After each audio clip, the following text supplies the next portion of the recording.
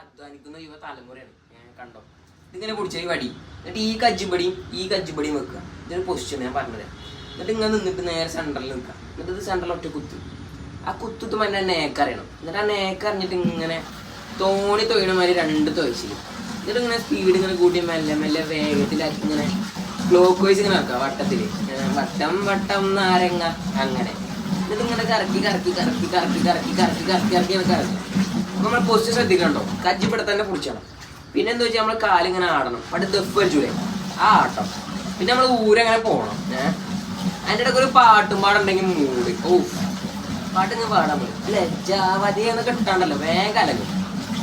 എന്താ ഒരു മനുഷ്യൻ ദുനിയാവ് മൊത്തം ഇങ്ങനെ പണിയെടുക്കണം.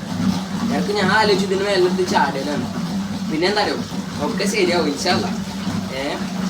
മൂപ്പര് ഇവിടെ എത്തിച്ചിരുന്നതേ എന്തിനോ ആണ്, എത്തട്ടെ ഇവിടെ. ഏതായാലും ഇത് കഴിഞ്ഞിട്ട് കുറേ സാധനങ്ങൾ മോറയ്ക്കാനുണ്ടാവും, മോറയ്ക്കണം.